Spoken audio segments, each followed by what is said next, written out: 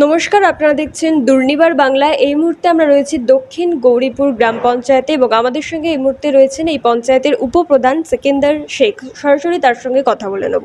প্রথমে দুর্নিবার বাংলায় আপনাকে স্বাগত। স্বাগতম দুর্নিবার বাংলাকে আমাদের দক্ষিণ গৌরীপুর গ্রাম পঞ্চায়েতের পক্ষ থেকে। আপনি রাজনীতিতে আছেন কত বছর? আমি রাজনীতিতে আছি দীর্ঘ 20 বছর। দীর্ঘ 20 বছর যাবৎ আমি রাজনীতিতে সমাজসেবার সঙ্গে যুক্ত আছি এবং 2008 সালে আমি দক্ষিণ গৌরীপুর গ্রাম পঞ্চায়েতের উপপ্রধান হিসাবে আমি নিয়োগ হই। তারপর 2008 সালের পরে 2013 সালে আমি গ্রাম পঞ্চায়েতের উপপ্রধান, 2018তে আমি প্রধান এবং এই পিরিয়ডে 2023-এর গ্রাম পঞ্চায়েতে আমি আবার উপপ্রধান নির্বাচিত হয়েছি। এই মুহূর্তে সামনে পুজো আসছে এবং কয়েকদিন আগে ভোটের ফলও প্রকাশ হয়েছে। তো এই মুহূর্তে দাঁড়িয়ে আপনাদের যা যা কাজ রয়েছে বা এই যে নতুন অর্থবার্ষিকীর টেন্ডারও হয়ে গিয়েছে, সেই কাজগুলো এখন কিভাবে চলছে বা আগের টেন্ডারের কাজগুলো এখন কোন জায়গায় দাঁড়িয়ে বা কতটা কাজ সম্পন্ন করতে পেরেছে? ইতিমধ্যে আমরা সমস্ত টেন্ডার, যে সমস্ত সেকেন্ড এসএফসির যে টাকা ঢুকেছে তার টাকার ইতিমধ্যে সমস্ত টাকাটাই আমরা ইউটিলাইজ করতে পেরেছি। সমস্ত টেন্ডার আমরা ঘোষণা করে দিয়েছি। টেন্ডার ঘোষণা করার পরে সমস্ত টেন্ডারটা ঘোষণা নয়, সমস্ত কাজটাই অনগোয়িং অবস্থায় আছে। ইতিমধ্যে আমাদের গ্রাম পঞ্চায়েতের পেমেন্ট আমরা প্রায় শেষ পর্যায়ে আছি, কারণ এনএস আপনারা জানেন যে দক্ষিণ 24 পরগনা ব্যাপী এনএসের যে এনএস পরকে কেন্দ্র করে কাজে কিছুটা খামতি হয়েছিল, হলেও আমাদের গ্রাম পঞ্চায়েত প্যারামিটার অনুযায়ী ব্লকের আমরা ভালো অবস্থায় আছি এবং সেই সঙ্গে ইতিমধ্যে কয়েকটি কাজ কেবলমাত্র আমাদের পেমেন্ট ডিউ আছে।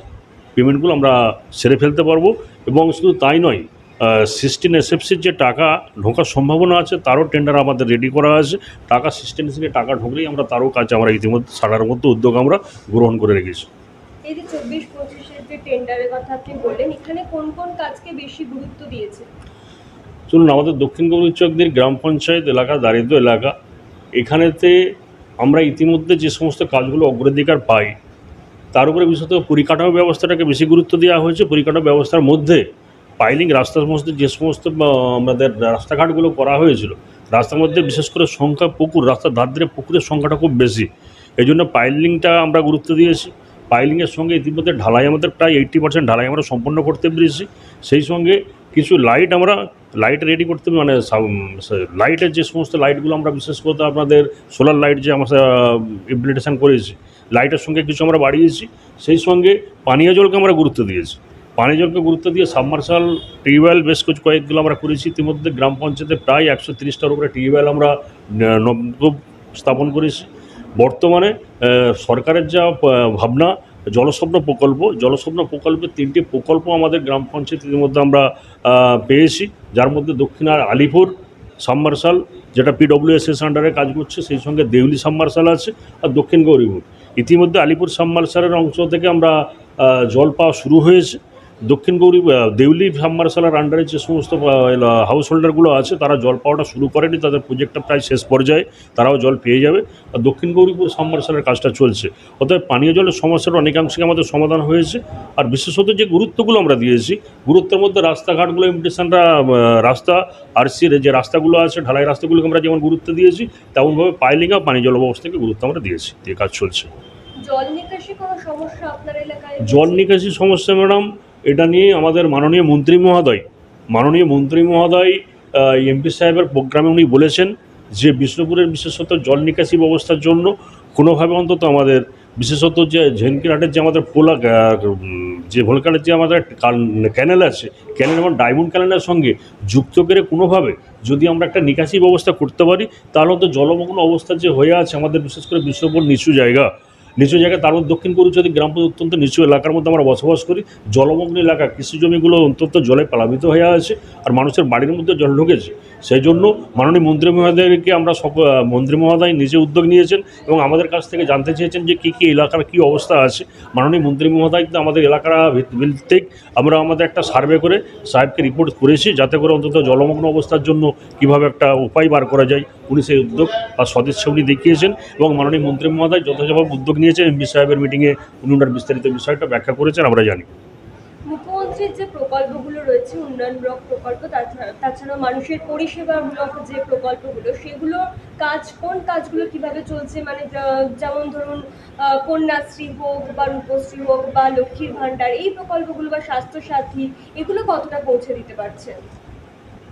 মানুষ দুয়ারে সরকারে মুখ্যমন্ত্রী মমতা বন্দ্যোপাধ্যায়ের যা মানবিক প্রকল্প, তার মধ্যে দুয়ারে সরকার অন্যতম প্রকল্পের মধ্যে দুয়ারে সরকারে যাদের বয়স 25 বছর হয়েছে, 25 বছর ছাড়া তো লক্ষ্মী ভাণ্ডার পাবে না।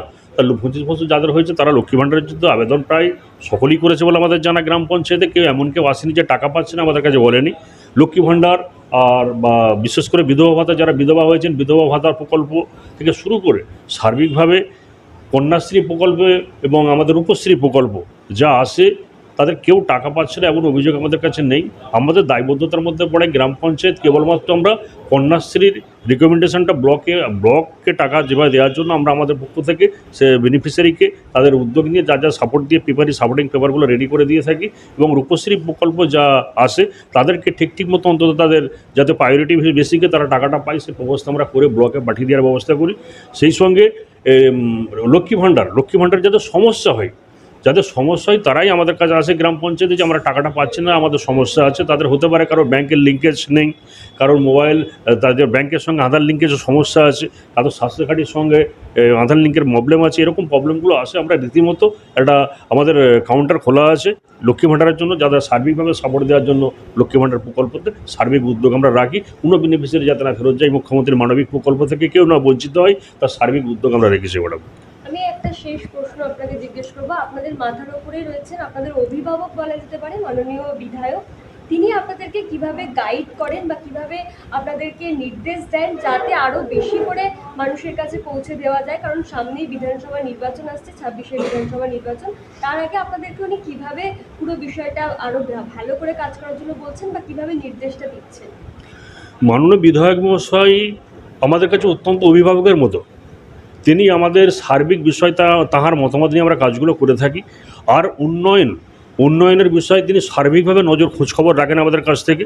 কোন প্রকল্প আমরা কখনোভাবে গ্রহণ করছি, সে প্রকল্পটা শেষ করতে পারলাম কি না, এবং কোনো রাস্তা বিশেষ করে যে আমাদের এলাকায় বড় রাস্তা চলছে জেলা পরিষদের পক্ষ থেকে, 2টো রাস্তা চলছে, এবং সার্বিক ছোটোখাটো যা পথশ্রী থেকে উদ্যোগ নিয়ে যা রাস্তা আমরা গ্রাম পঞ্চায়েত এবং পথশ্রী এবং জেলা পরিষদ পঞ্চায়েত সমিতি বা এমপি এমএলএ ফান্ড থেকে আমরা করছি, তার সবটাই উনি খোঁজ রাখেন।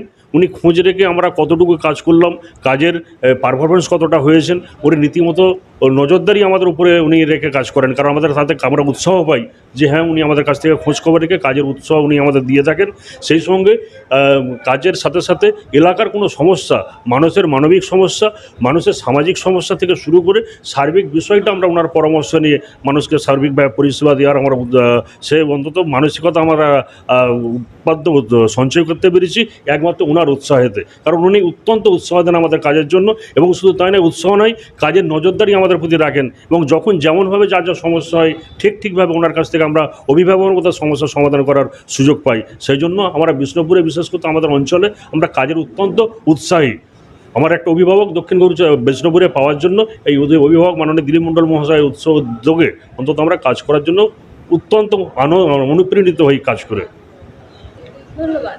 আমরা কথা বলছিলাম দক্ষিণ গৌরীপুর গ্রাম পঞ্চায়েতের উপপ্রধানের সঙ্গে। তিনি যেমনটা বললেন যে নতুন অর্থবার্ষিকীর টেন্ডার হয়ে গিয়েছে, যেখানে তারা বিশেষ করে পরিকাঠামো এবং যে পানীয় জল মানুষের যারা পাচ্ছেন সেই বিষয়গুলোকে বেশি গুরুত্ব দিয়েছেন। এছাড়াও তারা বিধায়ক হিসাবে এমন একজনকে পেয়েছেন যাকে তারা অভিভাবক হিসাবেই পেয়েছেন, এবং তার যে উৎসাহ মানুষের সাথে থেকে কাজ করার বা পুরো বিষয়টা নজরদারিতে রেখে কাজ করার, সেই কারণে সেই অভিভাবকের নির্দেশ অনুযায়ী বা তার দেখানো পথে তারা চলছে, এবং তাতে তারা কাজ করার জন্য আরও বেশি করে উৎসাহ পাচ্ছেন এবং অনুপ্রেরিত হচ্ছেন। ক্যামেরায় গৌরবের সঙ্গে ঋষিতার রিপোর্ট, দুর্নিবার বাংলা।